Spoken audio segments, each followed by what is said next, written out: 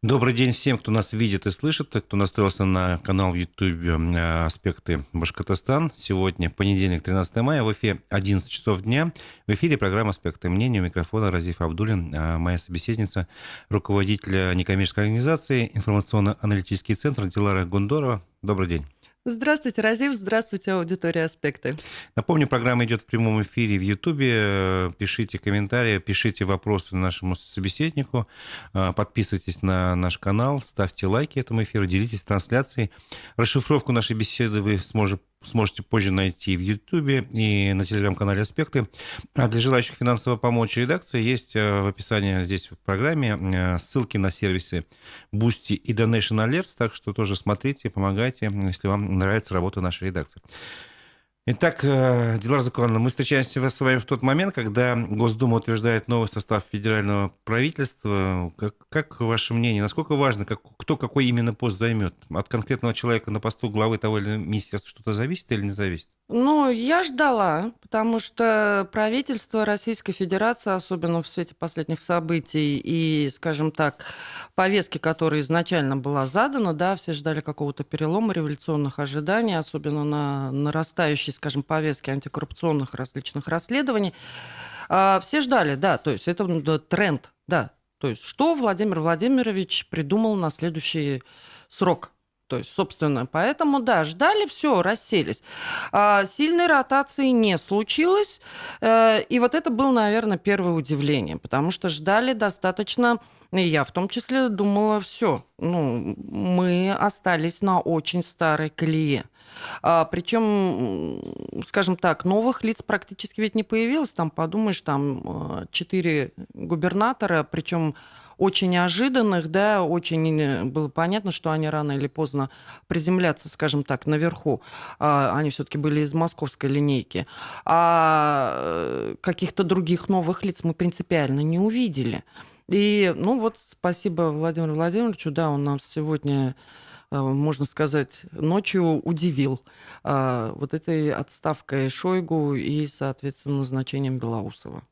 А как вы можете прокомментировать это назначение Белоусова? Ну, многие говорят, что типа опять гражданского назначили во главе военного ведомства. Другие говорят, что там это для того, чтобы мобилизовать экономику на военные рельсы, чтобы больше возможностей было для ведения специальной военной операции и так далее. Вот ваше мнение. Это назначение Правы что означает? все. Правы все, на самом деле, и риски назначения гражданского на должность министра обороны, и я их вижу. У нас был такой опыт с Сердюковым. Здесь Ну, самое Шойгу же главное... тоже не военный фактически, он же не был военным. Дело не в этом. Я как бюрократ. Очередной раз говорю, да? То есть вы не можете назначить балерину главной над сварщиками. Она может быть сколь угодно прекрасной танцовщицей, но там технологии металлов она может не знать.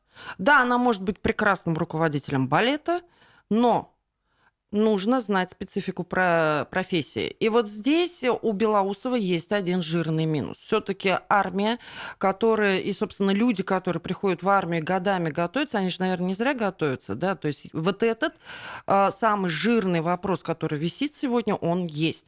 Мы зачем опять выразили вот это недоверие, да, военным, по крупному счету, знает ли Белоусов так хорошо военную дисциплину, военное дело? Это все-таки профессия, и надо понимать вот это, скажем так, где-то даже подкожно, да, чувствовать вот этот военный устав и понимать вот эти армейские подразделения. Вот это сейчас самый главный вопрос.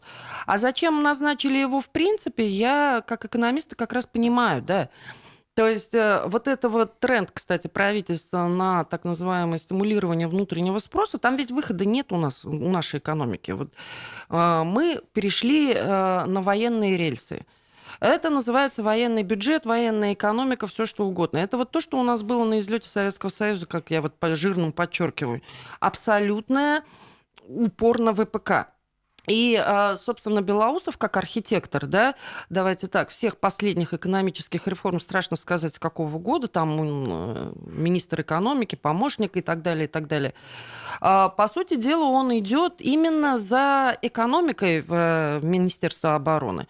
Вот есть такой хороший военный эксперт Коношенков. Я его вот регулярно смотрю, вот всем советую. Вот мне нравится его основной ключевой тезис, который звучит так. Победу на войне делает тыл. 80% успеха любой военной операции – это обеспечено с тылом. И, соответственно, да, я понимаю, почему назначают теперь Белоусова. Мы должны все-таки как-то выигрывать эту войну. Соответственно, страдать у нас начал тыл, армия, обеспечение армии, все-таки мы помним, да, и Пригожинский, скажем, демарш. И, соответственно, Белоусов идет туда. Плюс стратегическая задача, упор на ВПК, собственно, поддержка тому же Чемизову, Ростеху. Давайте так, у нас оборонка, скажем так, в тылу устроена очень просто. Это просто Ростех. И Роскосмос, да, наверное, сегодня еще подтягивается. Поэтому двойственные, все правы. Пока не забыл. Мы называем все-таки это специальной военной операцией. Давайте этого придерживаться. Хорошо. Вот. И я следил за вашими постами в Телеграме по поводу вот как раз этих перемен в правительстве. И вы почему-то обратили внимание на Михаила Дегтярева, бывшего, ну, сейчас уже бывшего губернатора Приморского края или Хабаровского края. Хабаровский. Да. Почему именно на него вы обратили внимание? Что он вас вызвал? Анкета. Так. Я вот убираю вот эту всю шелуху, вот эту всю полемику, и я смотрю анкету. Я знаю свою анкету. Человек закончил вуз военно-космический. Соответственно, мальчик, который поступил, закончил военно-космический вуз, он прошел военную кафедру, и они, давайте так, все кадровые офицеры. Именно с таких вузов идет отбор, скажем так, на сотрудничество с Федеральной службой безопасности. Вот это тоже 100%, да? И потом я вижу странную метаморфозу, что он не идет в инженерию, хотя у него крутая специальность на самом деле, из крутого вуза, а идет в странную плоскость и получает уже юридическое образование. У него вдруг прямейший контакт с ЛДПР. Я работала с ЛДПР, что-то у меня не было такого прям легкого входа, да, там на уровень Жириновского. Он получает мандат Госдумы. При этом параллельно у него разворачивается РАН-ХИКС, но РАН-ХИКС все знают, да, то есть хочешь стать губернатором, главой субъекта, ты должен закончить эти курсы повышения квалификации для губернаторов. Иначе, ну, как бы считается нет, да, это кириенковское такое ноу-хау, все должны закончить РАН-ХИКС. Но РАН-ХИКС стал сбитым. А вот энное количество лет назад я обратила внимание, что при Академии Генштаба вдруг появились курсы. Я тогда сама занималась своим самообразованием и вот искала, где можно получить хорошее образование. Я наткнулась на вот эти курсы. Они, по-моему, так и назывались Государственного муниципального управления при Академии Генштаба. И когда я туда провалилась, и это было не просто туда попасть, это не просто вы с улицы должны прийти. И я тогда обратила, как комплектуется внимание. Потом, уже в бытность, когда я стала руководителем ГКУ информационно-аналитический центр, я еще раз попыталась туда попасть. Нереально. Ну, казалось бы, где государственное управление и где Генштаб? Это же разные абсолютно вроде. И мирная военная жизнь. Более того, комплектация людей, которых там были в периметре, я четко поняла, их для чего-то готовят. Что такое Генштаб? Это координация ресурсов, сил, знакомство с армией, кстати, в том числе. И поэтому я удивилась, как у такого молодого человека появилась такая запись. Для меня она вот, наверное, сразу вот резанула и стала знаковой. А потом, ну, мы все помним вот эту историю с Фургалом, да? Да. И давайте так, это же был смертный приговор для Дегтярева. Пойти после Фургала, и он выжил. Вот это я четко могу все-таки подчеркнуть. Практически ни одного скандала. Но вы считаете, прошу прощения, что перебиваю, что министр спорта – это такая некая промежуточная площадка для него? Ну, у меня тут два момента таких. Ну, во-первых, Министерство спорта, оно реально это министерство не про спорт. Да, есть там моменты коммуникации, МОК, там вот эти вот все игры и так далее. Это все-таки деньги. Я на министерство на каждое смотрю как на деньги, кому оно отдает деньги и с кем в результате сотрудничает. Министерство спорта сотрудничает с федерациями спорта. Федерации спорта – это силовики. И они четко поделены. МВД, ФСБ и так далее, так далее. Не придумывает пусть никто ничего. Каждую, вы обратите внимание, Федерацию спорта патронирует тот или иной генерал. Более того, прям служба. Вот волейбол — это ФСБ, да, мы точно знаем. Там борьба, по-моему, там тоже распределена, у каждого своя. Поэтому первый, с кем будет коммуницировать министр спорта, это с руководителями силовых служб, присутствовать на этих соревнованиях. Второй мне, конечно, еще такой момент отметил. Вот он же сам является, по-моему, чемпионом каких-то игр по фехтованию. Ну вот здесь такая история. Вот я помню, как у нас центр фехтования был придуман в Республике Башкортостан года 4, получается, назад. Хабибов, вот, казалось бы, уже приняли решение про центр борьбы, уже ныли все, что мы не вытянем даже центр борьбы. Вдруг Хабибов приходит и приносит «хочу фехтование». Чего вдруг фехтование? Зачем нам еще тут фехтование? Нам бы то, что есть, достроить. Уже гребля на тот период, уже что там только не было запланировано. И я удивилась, что решение было принято очень быстро. А кто Федерацией фехтования заведует? Вот здесь вот теперь я, давайте так, не буду утверждать, да? Это тоже силовая структура, я читала, я сейчас просто навскидку не вспомню.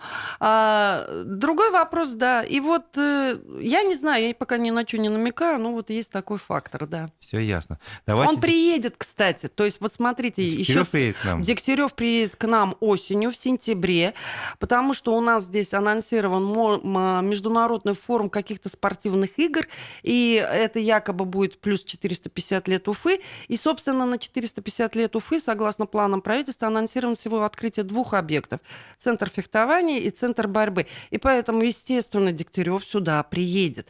Специально, не специально, запланировано, не запланировано, ну, выводы делайте сами. Разговор, да. Давайте теперь к республиканской повестке обратимся. Тем более сейчас очень много вопросов появилось в нашем чате. Я хочу сейчас сначала с них начать, а потом уже свои собственные, чтобы больше было возможностей у нашей аудитории. Итак, вопрос от... Господи, сейчас они вот уже мне вверх улетают.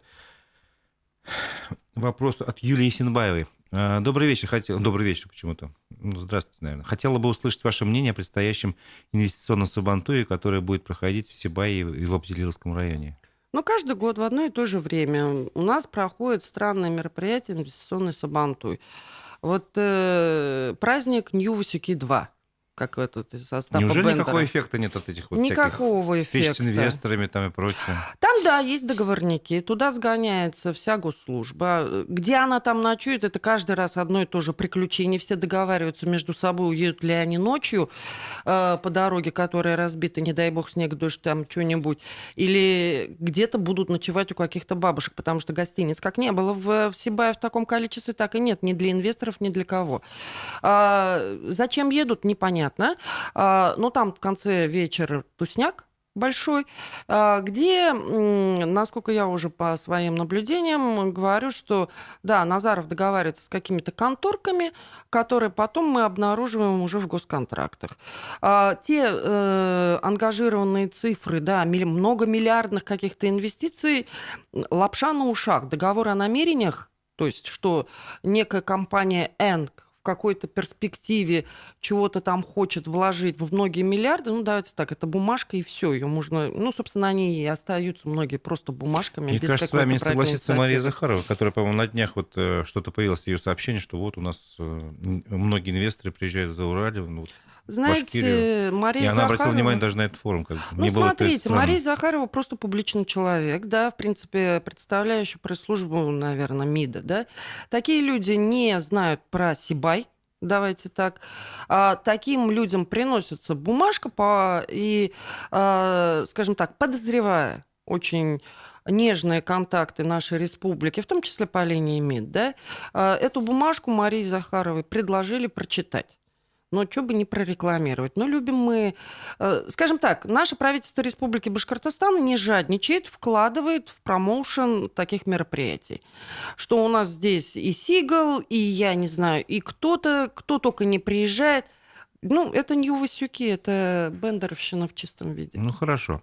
Следующий вопрос от Альберта Абдулина. Здравствуйте, Дилара. 1 мая у себя в Телеграм-канале вы обещали выложить пост с рассуждениями о том, какое будущее вы видите у маленьких городов Башкортостана, а также вашей малой родины Туймазы. Можете сейчас поделиться какими-то набросками, скажем так? Конечно, просто я их уже выкладывала, на самом деле. Люди, которые недавно вошли в мои, скажем так, телеграм-каналы и ВК-каналы, они просто не знакомы с этим материалом. Я как бы не люблю повторяться. Но так как новая аудитория, да, я, наверное, заново повторю эти материалы. У меня в бытности еще ГКУ информационно-аналитический центр был большой обзор по каждому муниципальному образованию, разрез экономических показателей, статистических, многих.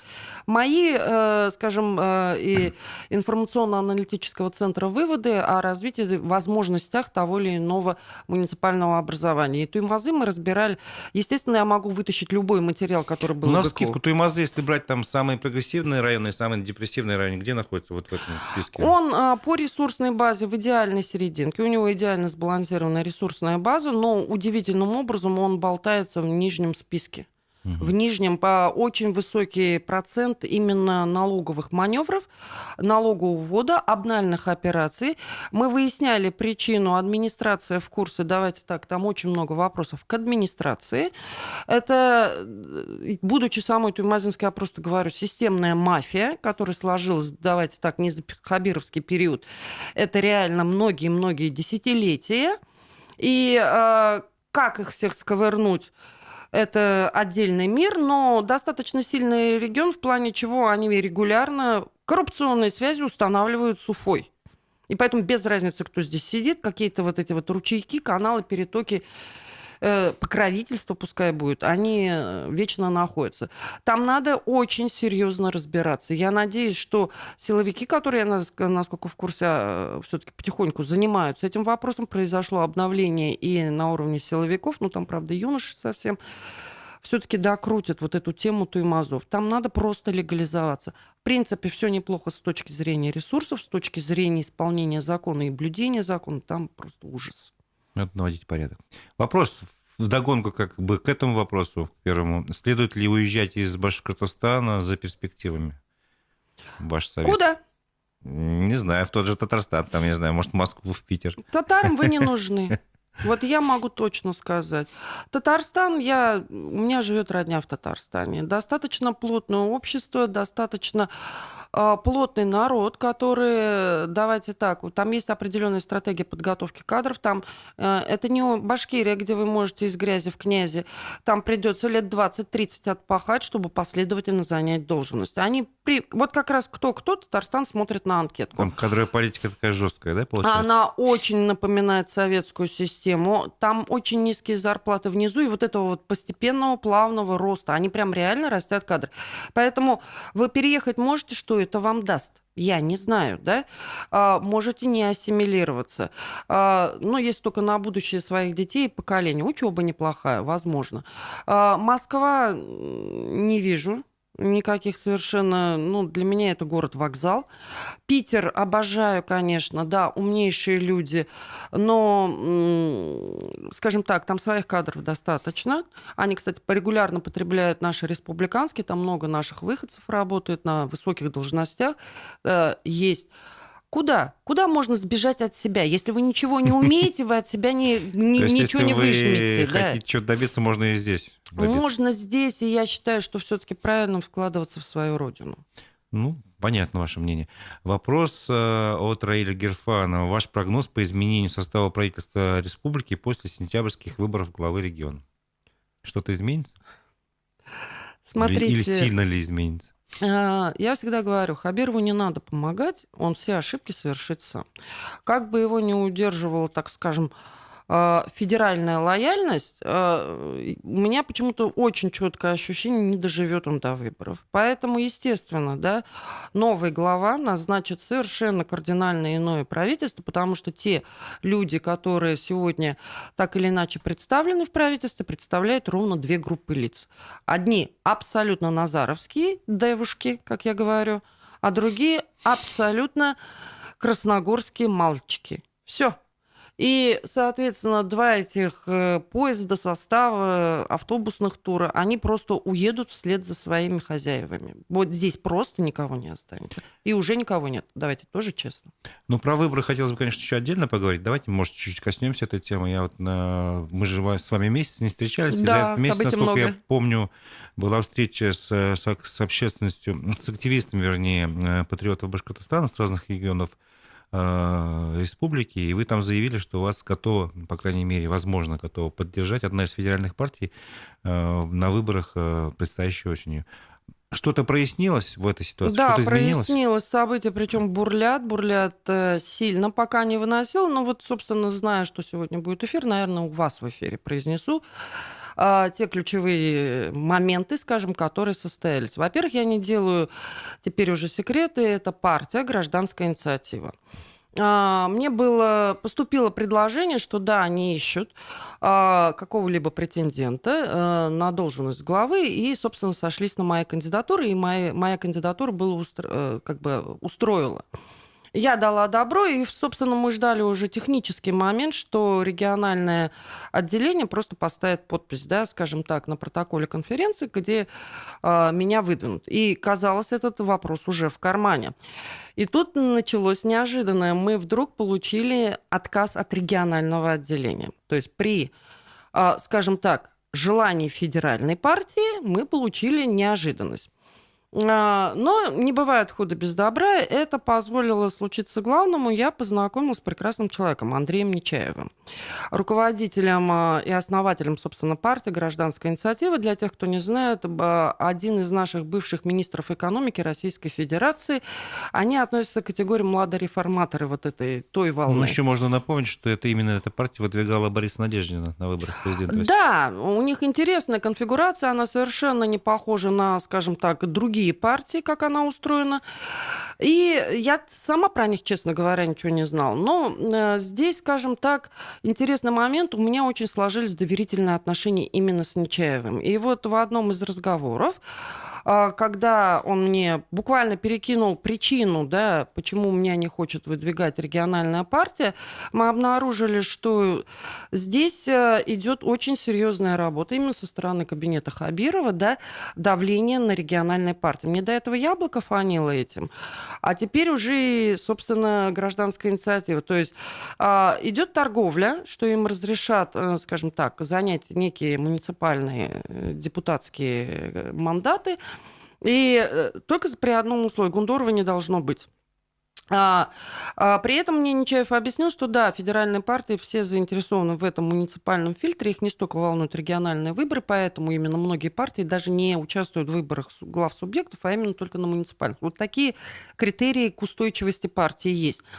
Но, скажем, наверное, благодаря вот этому личному контакту он озвучил такой вариант, что он готов сменить руководство региональное, если, ну, скажем так, это потребуется. Буквально вот сегодня ночью, да, мы с ним списались, он пока в отъезде, и он все-таки постарается выяснить. Еще мы встретились в результате с региональным отделением. Я спросила буквально на прошлой неделе, все-таки есть какие-то условия или препятствия. Они ничего внятного не сказали. Удивились, что я общаюсь с Нечаевым непосредственно. Пока взяли какую-то паузу. В итоге вот мы договорились, что 13-го либо я объявляю, что я иду от гражданской инициативы, либо что-то иное. Но вот они мне вчера озвучили нет, что якобы конференция не избрала. При этом, хотя вопрос стоял не так, стоял вопрос условия, да, что необходимо. И Нечаев сам растерялся. Ему было неприятно. Я это поняла, что фактически региональное отделение его не слушает. Будем так говорить. Поэтому сейчас очень интересная интрига. И если все получится, я уже, наверное, анонсом даю. Да, я готова на то, что все-таки переговорить с федеральной гражданской инициативой и, скажем так, региональное отделение гражданской инициативы, возможно, поменяет и руководство. Первое, да, для того, чтобы выдвинуть меня. Более того, мы держим резервный вариант, что не секрет, что сегодня Дунцова регистрирует партию «Рассвет». И если все получится, она успевает, на крайний случай партия «Рассвет» тоже готова меня выдвинуть. Других вариантов, увы, в республике нет. Отдаю должное администрации главы республики. Работа проведена системно, надавили абсолютно на всех региональщиков. С обещанием вот этих муниципальных мандатов, угроз, еще чего-то там непонятного. Поэтому, да, выхожу на уровень выше, на федералку в чистом виде, и мы ищем возможности там. «Рассвет» тоже, ну, вот Аким Туктаров вам Ну, с говорит. «Рассветом» там, по большому счету, Возможны варианты, по срокам да. как бы еще непонятно. Хорошо, но сразу возникает пару вопросов, как минимум. Чисто технически, в какие сроки должны пройти конференции партийные, которые выдвигают кандидатов в По главы? крупному счету, вплоть до середины лета все это допустимо. И даже в последний вагон, там же вопрос даже почти до августа. Дело-то не в конференции, подумаешь, бумажка, на Не, которой я понимаю, но просто стоят тем не менее подписи. процедура должна быть соблюдена по определенные сроки. Она не в этом сложность. Если партия здесь зарегистрирована, бумажка создастся за 5 минут, да, и, собственно, отнеси ее в центр избирком. Нет, сложность в другом. Это следующий вопрос, пройти муниципальный фильтр. Вы об этом хотели сказать? Да. Вот в этом плане тоже у меня вопрос. Насколько вы уверены, не уверены в сборе подписей в свою поддержку среди депутатов муниципальных? Удивительным образом абсолютно уверена. Видимо, это и как раз и беспокоит администрацию. Вы сами были, Разив, на этой встрече с общественниками. Вы видели, как люди, которые являются, кстати, депутатами, сказали: да, мы за вас, хотя они являются депутатами других партий. Они сказали, что мы все равно будем, скажем так, выдвигать вас. И я очень ценю вот это именно народное доверие. Я почему-то уверена, что люди, когда им все-таки дадут эту возможность выбрать своего кандидата, они рискнут. И многим рискнут. На самом деле не такой уж и страшный у нас муниципальный фильтр. Он скорее страшен территориальной представленностью 2/3 территории. Угу. Это просто у нас... Но давайте так, Разив, тогда и цена будет победа. Да, я реально буду знать, я народный кандидат.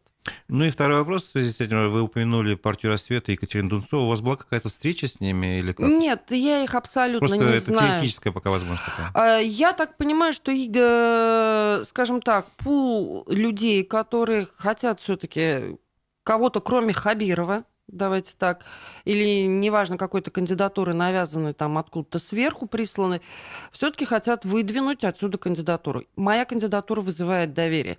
И поэтому мне сейчас очень идет несколько предложений вот такого плана, что давайте попробуем какую-нибудь другую партию, потому что задача очень простая. Неважно, какая партия, вы должны просто попасть в бюллетень. В любом случае Голосование. должен быть народный муниципальный фильтр пройден, а потом дальше уже следующий этап. Да, то есть мы не забегаем вперед, задача пока попасть в бюллетень, и поэтому какая партия согласится или выполнит весь этот, скажем, танец с бубном, не суть.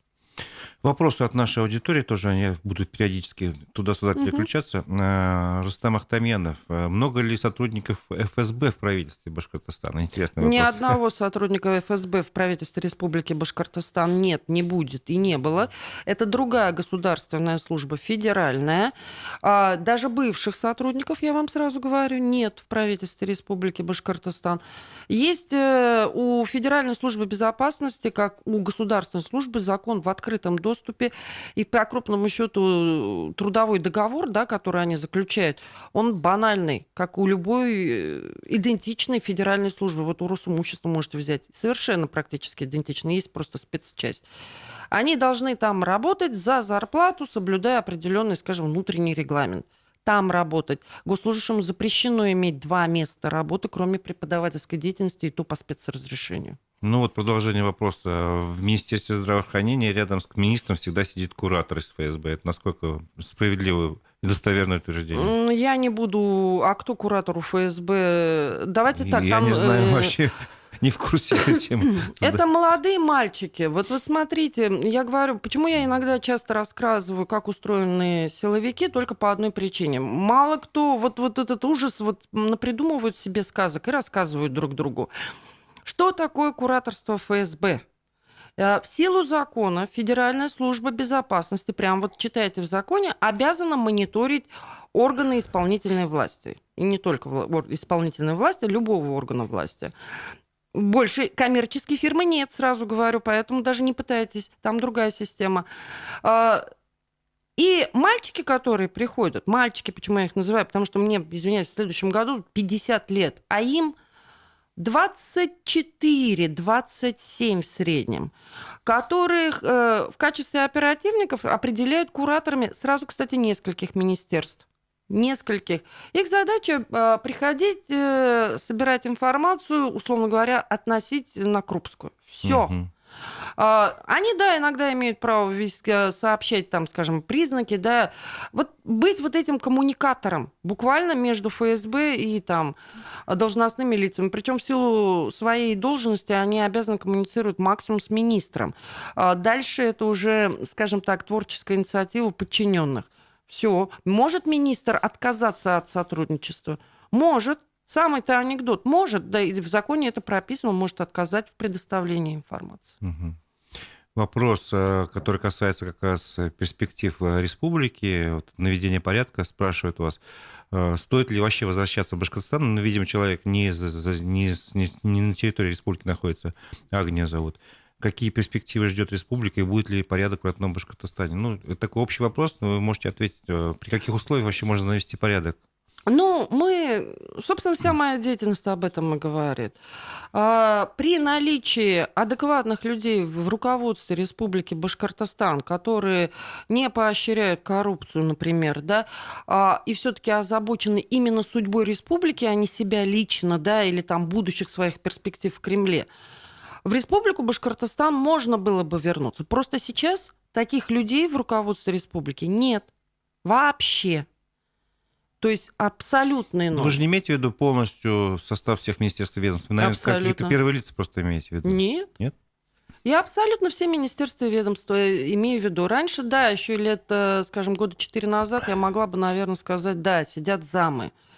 Замы, которые взросшенные системы, которые готовы, если что, прийти на замену. И даже убирайте вы этих первых лиц, сама структура любого министерства выдержит, скажем, удар, да.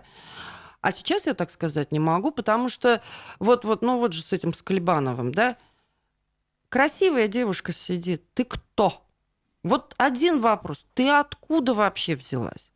Где транспорт? Где республика?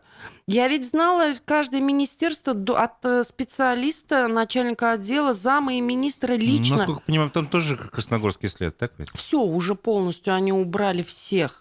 И я знала Минтранс, и начальников отделов там прежних тоже нет. Поэтому, когда вы смотрите на них, они все уедут. Им здесь делать нечего, у них нет здесь квартир в той части, как скажем, для постоянного места жительства. Вот. Мгм. Но вы не ответили на вопрос, когда можно навести порядок в Когда я республике? стану главой Республики Башкортостан, здесь без вариантов. По поводу Клебанова тоже новость последних дней. Его подозревают во взятке в 5 миллионов рублей от коммерческой организации там, ООО «Киви». Якобы, ну, по версии следствия, Александр Клебанов осуществлял от имени Министерства транспорта управления и регулирования в Башкиравтодоре. Вот, и как бы вот... А каким образом вообще, каким образом министр может повлиять на ситуацию в коммерческой организации, с другой коммерческой организацией, еще за эту взятку взять? Все Можете понятно, пояснить? все понятно, цирк. Цирк, профанации. Зачем? Извиняюсь, когда у вас прямая подчиненность, уважаемая Федеральная служба безопасности, ребят, я реально на вас злая. Вы не можете доказать, когда у вас есть факт взятия с поличным от того, кому надо, с контрольной фразой, вы не можете это дело довести. Вот здесь вот что за цирк? Вы не сможете доказать причинно-следственную связь возникновения умысла. Взят эпизод годичной давности. Было ли, не было? Это вы только сейчас узнали? Или у вас это год лежало? А с чего вы решили, что за год вот этот человек, который давал взятку, не поменяет показания? А он прям в кабинете давал. Что за ерунда? Я знаю, как можно рассыпать любое подобное дело. Они доказываются в очень узком коридоре, когда реально с поличным. Но либо тогда мы говорим о том, что наша судебная система, извиняюсь, здесь уже выступаю в защиту Клебанова, ангажирована, И что вы принесете, то и будет, да, как с судом договоритесь, то и будет. Либо мы имеем все-таки, вот и я склоняюсь скорее к этой версии, что по всем субъектам Российской Федерации, вот особенно если кто-то любит интересоваться, кроме как Республикой Башкортостан, в период месяц, да, вот скажем, до инаугурации, вплоть до, вот, до последних дней, везде было какое-то знаковое задержание. Вот добил меня Ульяновск с мясом. Ну, там, видать, совсем брать уже некого, взяли мясника. Все. Там чиновник брал взятку мясом якобы. Да, ну, на 20 тысяч аудитории. рублей, да. То есть в Татарстане задержали кого-то там в Минэкологии, я насколько помню. У меня такое ощущение, вот как это, был приказ Кремля дать ремешком по попе. И вот в каждом субъекте такой ремешок прилетел, ну, у нас в Клебаново. Все. Не с целью довести дело до конца. Просто спущен приказ найти дело. Вытащили дело, которое вроде как не, ну, сойдет. Громкое имя достаточно все-таки, министра транспорта. Ну, да. А вообще же это министерство какое-то, ну, не знаю, проклятое, что ли. Там, получается, за 5 лет 4 человека, по-моему, сменилось. Да меняйте кого угодно. Ну, а почему? В чем дело-то? Это случайность, стечение обстоятельств? Или там настолько коррупциогенные факторы влияют? Да, господи, впрямую делами министерства рулит сам Хабиров Ради Фаритович. Здесь секрета нет. Я знакома была с каждым министром. Вот после Мухаметяна, когда пришел Марзаев, мы чуть ли не с первого дня с ним познакомились, и, собственно, секрета не было. Вот мы сейчас тут деньги, проекты, восточный выезд, вот. Он год около того продержался, ушел. Ушел на МЖКХ, потому что, ну, давайте так, Башкиравтодор есть, строить надо. Если ты не наведешь порядок, то не получится. А там у Башкиравтодора было вот это дело с изъятием, что-то, по-моему, дело на 350 миллионов с банком. Не справился, плюс восточный выезд, вот это вот «хочу свой ПГС», вот это же, вот, вы, ребят, реально тогда меня достали. Каждый толкал свою фирму. Нет, я сказала, будет Башкиравтодор, будет государство. Собственно, мне пришлось это очень сильно протащить и доказать, чтобы это было только государственный подряд на восточный выезд.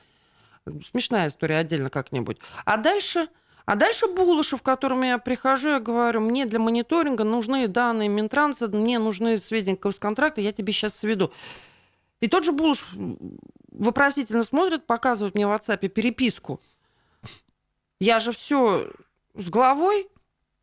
С Хабировым показывает переписку и четко говорит, что он пришел под строительство трассы М12, мне туда ПГС надо, я тебе сброшу карту прохождения трассы, покажи мне пятна, где можно взять ПГС.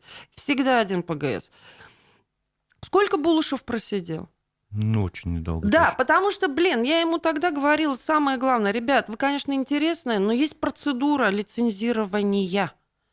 Она вам нравится, не нравится, она год, если делать по закону. Если не по закону, но тогда это коррупция. Тогда риск большой, с которым они и сталкиваются, собственно. Да, вы берете деньги у федералов, берете короткие сроки. Совершенно ни один из вас что-то там пообещали невероятное. Мало вам бы просто выполнить по закону. Так вы еще пытаетесь туда свои структурки впихивать, воюя там с теми или иными силами. Логично, время уходит. Через какой-то период федералы спрашивают, где? Нет. Два варианта. Либо сам уходишь, да, либо тебя выведут под ручки. Поехали. И по новой. И так несколько раз. Вот наш Минтранс. А так как мы объявили, именно взяли много федеральных объектов, сразу логично и спрашивают чаще. Вот. Понятно.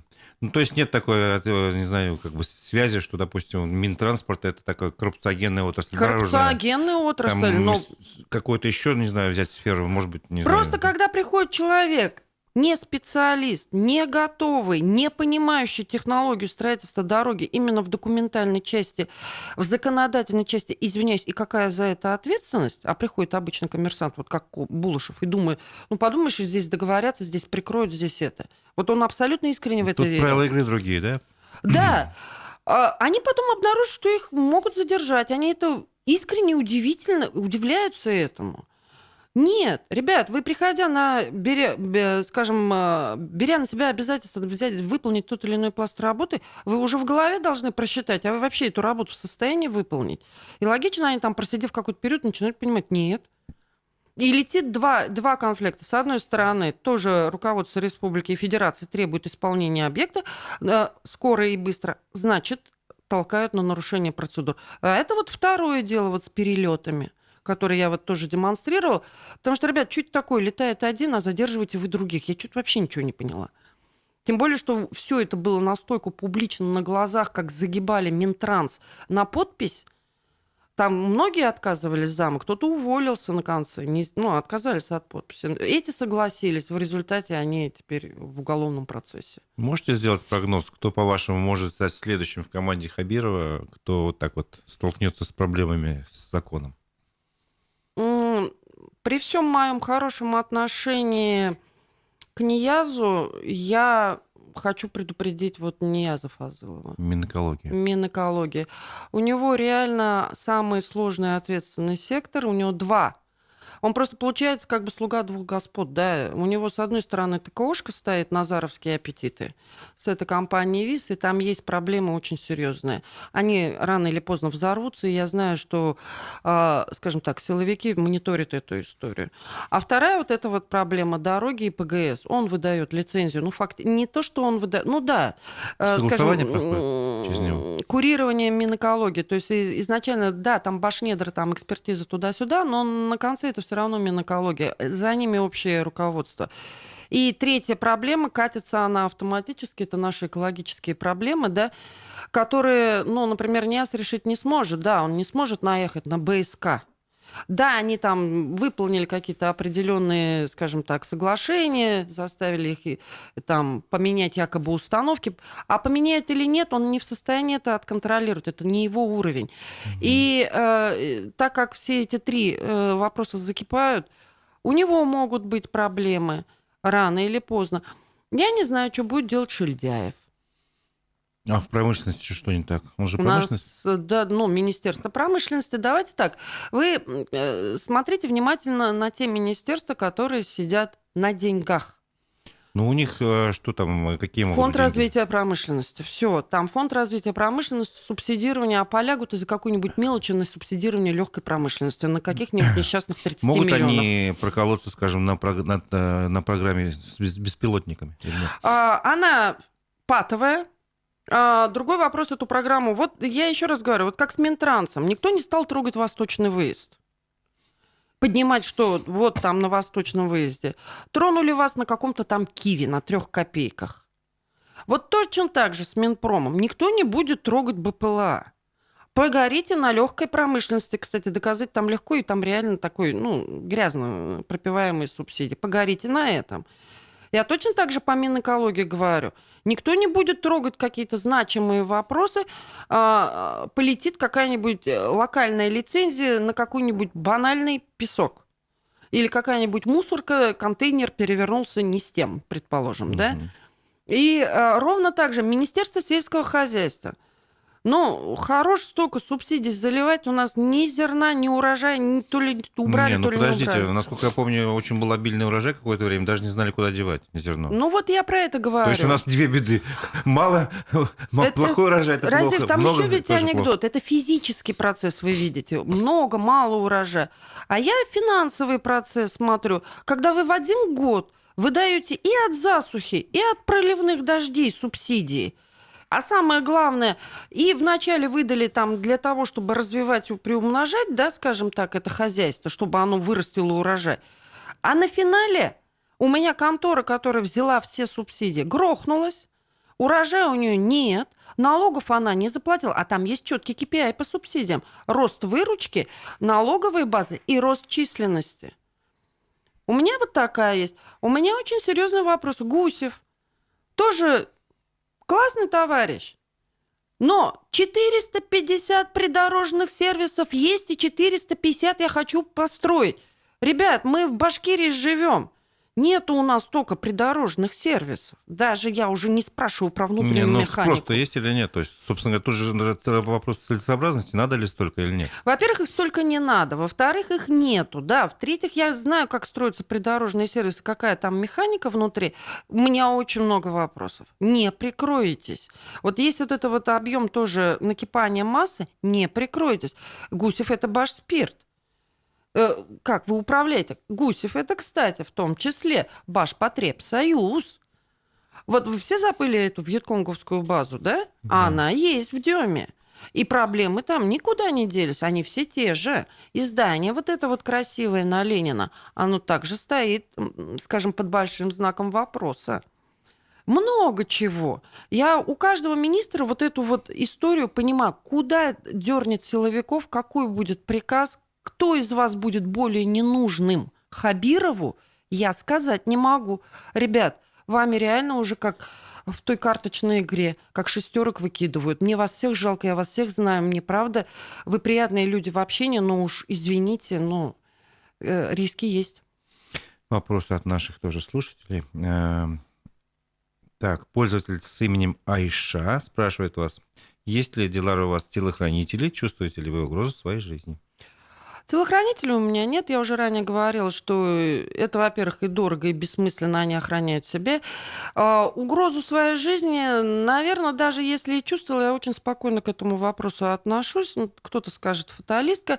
Я, скажем так, стараюсь вести свою жизнь так, чтобы у групп, которые, скажем так, меня пускай даже ненавидят, не имелись возможности нанести по мне вот такой некрасивый удар. Покусывают регулярно, но вот это вот, как я говорю, паутина интересов, пока, ну и мое, естественно, такое вот, скажем, манипулирование в том числе, я не буду даже скрывать, оно позволяет мне чувствовать себя в безопасности, потому что я, еще раз говорю, я люблю быть свободным человеком и ходить по городу как хочу, куда хочу, и защититься ты не сможешь, если реально идет на тебя Представьте заказ. ситуацию, если вы стали главой республики, вы будете ходить по улицам Да. самостоятельно, без телохранителя или Я нет? думала об этом, да. Потому что тут еще такой анекдот. У меня в доме жила сватья Рустам Закиевич. Мгм. И было так интересно, он реально приходил без телохранителей, ну, в гости к сватье.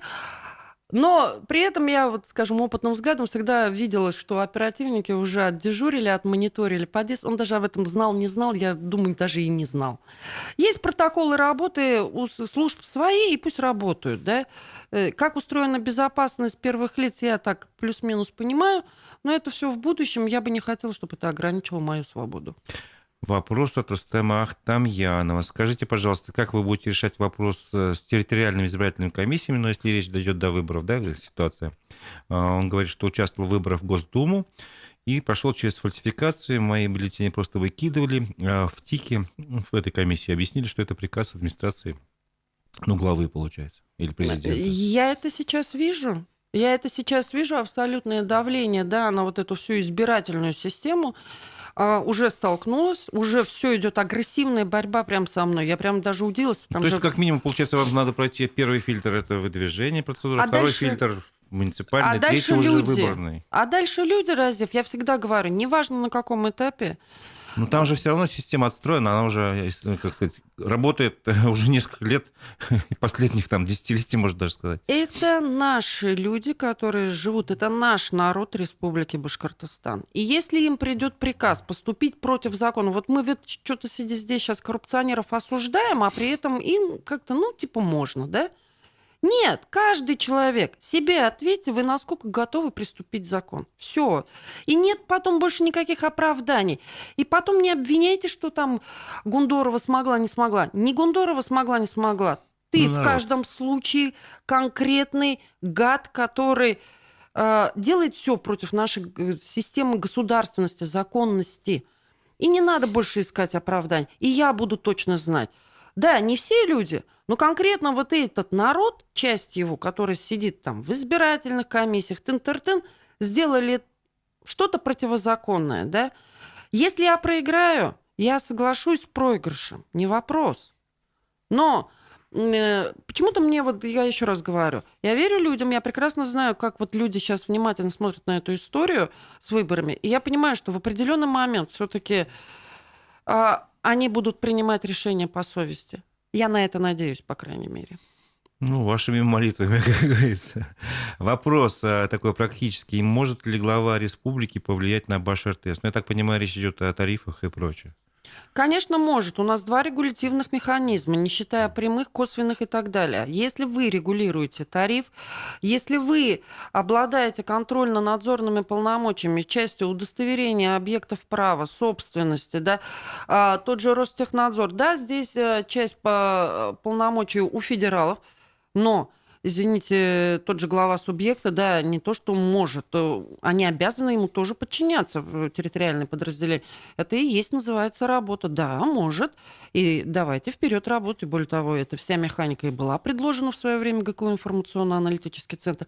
И я точно знаю, как эту механику не хотели ни тот же глава, ни тот же Сидякин, ни тот же Назаров, ни тот же Минпром Шильдяев внедрять. И поэтому вот здесь как раз без иллюзий. Механизм есть, и я его предлагала, и неоднократно, и настойчиво вела эту работу. Меня почему-то Башкирэнерго боялась и разговаривала со мной, готова было идти на какие-то взаимные уступки. А вот, получается, руководство республики не боялось. Ну, так не бывает. Ну, тут еще общий вопрос. Я не считаю, что на него полностью не стоит отвечать. Это займет еще часа два, наверное. Мгм. Как вы собираетесь решать проблему с дорогами, транспортом, ЖКХ, повышать заработные платы и пенсии? Как будет жить простой люд, карахалык? Ну, вот, понятно, что это слишком общий вопрос. Но, может, какой-то алгоритм, где взять деньги на решение всех этих проблем, вы скажете? Два сценария. Во-первых, надо четко понимать. Мы зарабатываем. Те бизнесы, которые есть в Республике Башкортостан, реально зарабатывают. И они просто не платят налоги. Каждый из нас, вот давайте вообще просто, пускай как обвинение, каждый из нас чего-то не платит. Мы сами не соблюдаем закон. Если мы готовы все-таки начать блюсти закон и платить налоги, то, поверьте, и денег хватит. На эти деньги не надо ничего придумывать нового. Вы вот эти продекларированные цели просто сделайте. То есть, если завод сказано построить, то вы его постройте, а не деньги пропейте, и мы потом ищем 10 лет этот завод. Просто надо сделать работу. Вот я про что говорю. Тогда будет зарплата. Тогда от людей будет требоваться только одно. Прийти на работу, работать за зарплату. Все. Угу. Такой вопрос чисто технический. Кто возглавляет ваш штаб? Я так понимаю, еще его нету, скорее всего. Ничего нет по одной причине, вот как раз по той самой, не надо было говорить ГОП, да, пока не будет партии, потому что я сейчас поведу под красным знаменем, да, куда-то людей в неизвестную даль, это холостая была бы работа. Есть вот сейчас пока подготовительная работа, я пока справляюсь, поэтому всех, кто стучится, я с удовольствием встречаюсь, но пока не как кандидат. Единственный нюанс, а скорее как физическое лицо, которое приятно познакомиться с людьми. Вот. Мгм, мгм. Как вы думаете, пришло ли время возвращать обратно в республику топливно-энергетический комплекс, имеется в виду предприятие Башнефти, Салаватнефть, и так далее? Это вообще чисто теоретически возможно? Возможно, все. Я вот не вижу никогда не решаемых. А зачем? Чтобы сейчас за них, давайте так, вот там кто-то на них паразитировал. Вот я даже таким коммунистическим лозунгом скажу. Кто-то паразитировал, кто-то не вкладывался, износ базы очень серьезный. И теперь мы давайте, даже нам бесплатно отдадут, и мы что? Ну, мы должны нести ответственность, получается, за эти предприятия. Во-первых, вкладывать несем туда ответственность достаточно. сейчас вложить денег. Они перестанут платить налоги, ибо государственная собственность не платит налоги. Зачем? Вот, условно говоря, у меня все-таки подход другой. И опять же, ни одно государство никогда не управляло эффективно государственной собственностью. Вот в силу нашего... Вы не путайте с Советским Союзом. Сейчас другая система управления государственной собственностью. По факту Башнефтью будет управлять девочка за 30-40 тысяч зарплаты, которую у нее Башнефть будет, их таких 10 Башнефтей. И принимать решения за совет директоров, ну, вы, ребят, вот тоже поймите Ну, очень правильно. не стоит ломать то, что уже сейчас работает. Сейчас она и так прекрасно контролируемая система. У нас же проблемы контроля, исполнения. У нас законодательство-то прекрасное. У нас просто его надо соблюдать. Вот. Еще один вопрос. Это касается отношений между центром и регионами. Если станете главой, то будете ли поднимать вопрос о договорных отношениях между Москвой и Республикой по экономике, ведению политики и других каких-то компонентов суверенитета? Здесь неправильно назван сам вопрос. У нас есть договор. Он держится конструкцией Конституции, это так называемые федеральные конституционные заводы, договор о суверенитете Республики Башкортостан. Такой договор есть у каждого субъекта. Есть его несколько итераций, и я знаю содержание этого договора. Я более того, я настаиваю, что этот договор должен быть пересмотрен и актуализирован. Потому что когда тот договор создавался, был 91-93 год, и просто не было целых областей права, включая частной собственности. Гражданский кодекс появился позже. А там писали, ну давайте так, если его сейчас читать, это очень наивный документ. Он просто нуждается в технической переписке даже просто определенных параметров. И те лакуны, я как раз вот очень неплохо знаю этот договор, которые там оставлены, сегодня и позволяют, собственно, вот существовать этому безобразию, да, неразграниченной государственной собственности, которая там, кстати, 100% разграничена, между прочим, но просто механика не предложена, договор, и много чего. Вернуться обязательно. Понятно. Ну, вопрос от меня лично. 9 мая этот праздник был омрачен атакой завода «Газпром» нефтехим «Салават». Он беспилотник атаковал. Это было для вас каким-то неожиданным событием или все-таки ожидаемым? Как вы считаете? Я, в силу того, что общаюсь, да, у меня есть знакомые, они мне уже говорят, да, «Газпром» готовится. Где-то недели за 3 точно. После особенно событий Татарстана «Газпром» начал готовиться. И наши, скажем так, объекты, сам «Газпром» начал как-то укреплять. Я не буду там говорить какую-то работу, да. И я еще так удивилась, потому что есть и другие предприятия оборонного. Я прямо начала спрашивать, кто готовится. И удивилась, что именно «Газпром» готовится. Остальные вроде как не очень, да. Дальше, да, я тоже также увидела вот это видео, на самом деле, обычных рабочих, которые начали, скажем так, поступать в сеть. Удивилась только одному. Если «Газпром» готовился, и у нас есть система ГО-ЧС, извиняюсь, у каждого руководителя ты не можешь быть, если у тебя нет 2 корок: охрана труда и твое обучение на уровень ГО-ЧС. Эти корки есть у директора «Газпрома», у всех начальников, у мэра города Салават, у Хабирова Ради Фаритовича и прочее. Ну, у всех, да. Там учеба, там реально есть план коммуникации, что делать. Как минимум должна была включиться сирена. Где сирена? То есть на этих видео ни одной сирены точно не услышали? Я вижу, что ни одной сирены. Визуально какой-то рабочий, я несколько видео увидела, соответственно, начинает говорить: ой, ё-моё, летит что-то там, на французском языке, да? Ой, побежали. Где оцепление? Я знала, что был вот этот сигнал риска, да, что на 9 будет, возможно, да, какие-то угрозы, диверсии, теракты. У нас, в принципе, на празднике повышается вот эта террористическая угроза. Я не увидела ни одного силовика. Я не увидела ничего. Рабочие визуально вели. Я услышала вот эти переговоры с диспетчером. Ой, а что делать-то? А куда звонить? А ты звони вон туда, нам же что-то говорили. Куда говорили? Кто говорил? Мат-перемат, а то ли он бомбанул. Ой, бежим, ой, не бежим. Я вижу панику. Это называется паника. Давайте вещи своими именами называть. И черт бы с этим «Газпром». А вы с чего решили, что он на «Газпром» полетит, нефтехим «Салават»? А почему? Это техника. Она даже сломаться может, даже если ее наводили на «Газпром». А она на город могла грохнуться. Конечно. Почему люди не предупреждены? Где работа? Если все-таки, глава проговорился, что они знали, тогда, и я, как говорится, понимаю, что, да, были, видать, какие-то предпосылки, предупреждения с федерального центра. Вот как с этим наводнением в Орске, да? Угу. Предупреждали. Вы почему с населением работу не провели? Вот я до сих пор не знаю. Вы знаете, разве как себя вести в случае атаки БПЛА? Понятия не имею. Я не знаю, куда бежать, если честно. А у нас детсады, а у нас школы, а у нас и так далее, и тому подобное. Я со СВОшниками очень часто списываюсь. Они мне про эти БПЛА уже все уши прожужжали. Проблема есть, буду так говорить. Понятно. Еще один случай недавний, буквально вот свежий.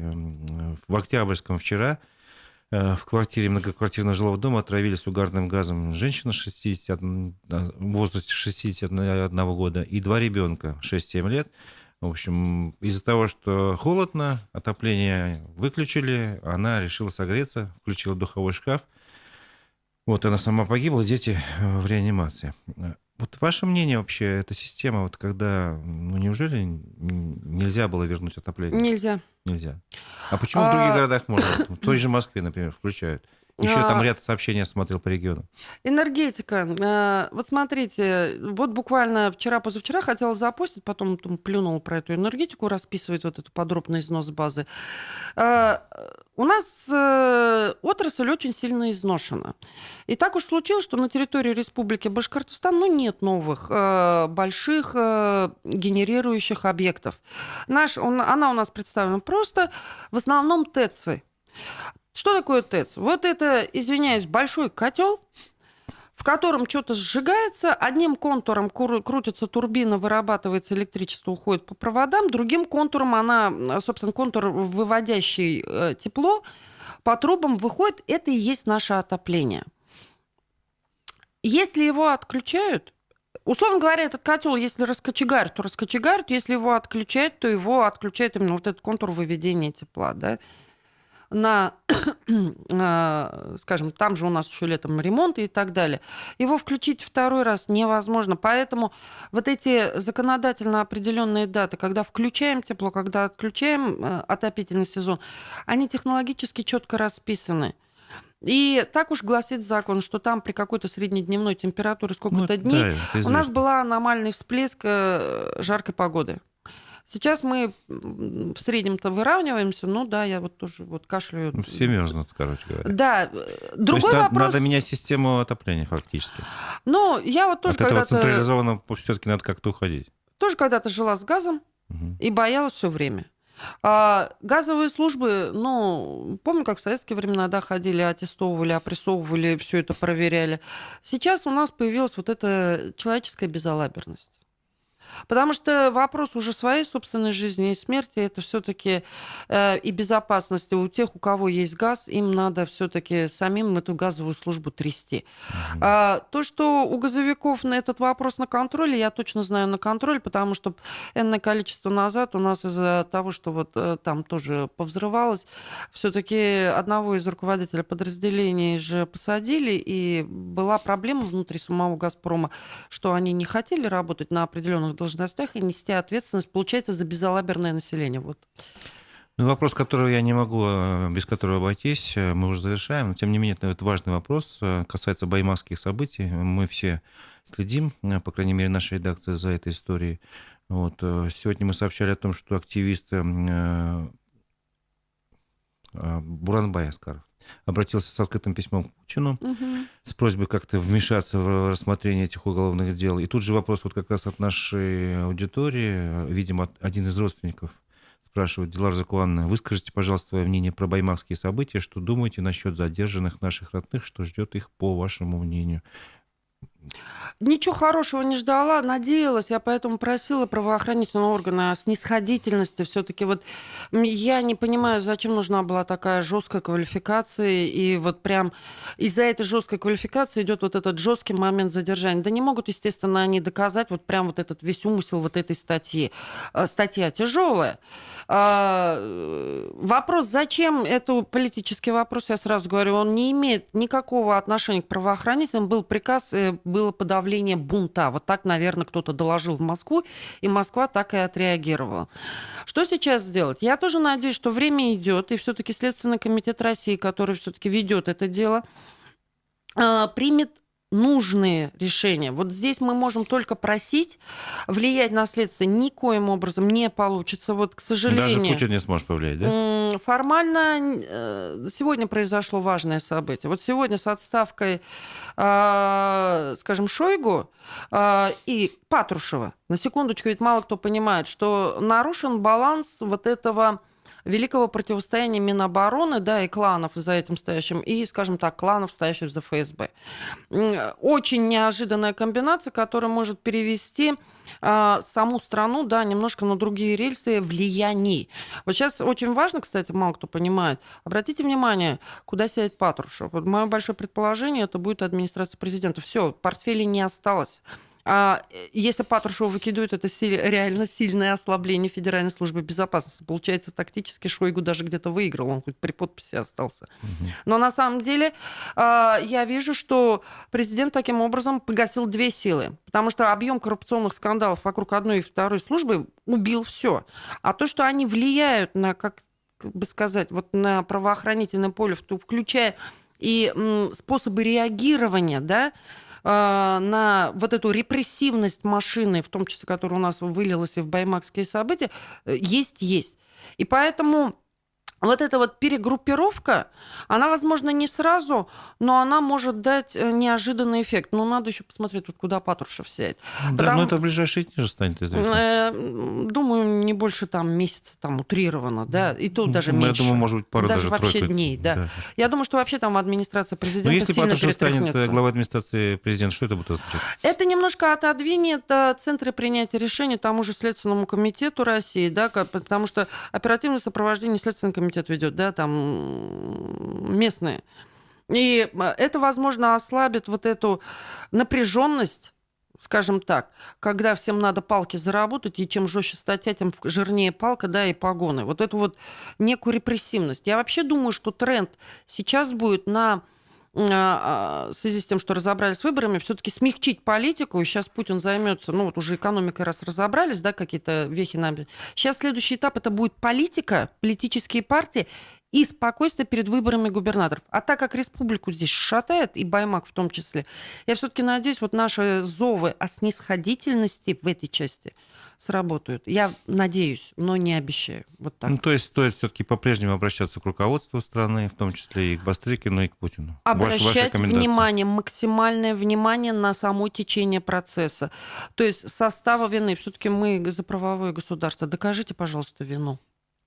Ну да, если это, она вообще, есть. Это отдельная тема. Есть еще вопрос, я не знаю, стоит ли хотя бы один из них. У нас есть еще Так пару скажите. минут. Давайте еще один вопрос, он тоже важный. Ну, может быть, и, честно говоря, вы можете не отвечать. Каким вы видите будущий транзит власти по истечении срока Путина? Ну, это на столько лет вперед. Если у вас есть возможность предвидеть или прогнозировать, пожалуйста, ответьте на этот вопрос. Он, в принципе, вот я его и вижу, и жду. Да, то есть я все-таки считаю, что Владимир Владимирович все-таки не молодой человек, и люди, которые пожили, они понимают, что как бы там вот патриарх Кирилл до скончания века не говорил на инаугурации, Путин аж глаза поднял, по-моему, сам не ожидал услышать. Потом этот кусок вырезали из видео. Я ржала, просто говорю. Вопрос простой. Транзит власти должен быть, и рано или поздно понимают, и операция «Преемник», которую я говорю, она началась. Идет подбор персоналей. Я почему вот акцентирую в своем канале вот эти вот определенные персонажи, которые могут составить, в случае, если выдержат все испытания, вы поймите правильно, что вот этот квест с названием «Жизнь», да, и госслужба, он имеет место быть. Вот Хабиров тоже ведь был в ротации, он же не выдержал. Вот эти все его губерский последний излет, вот он не выдержал, и все, и слетел, как бы, скажем, с орбиты, я четко понимаю.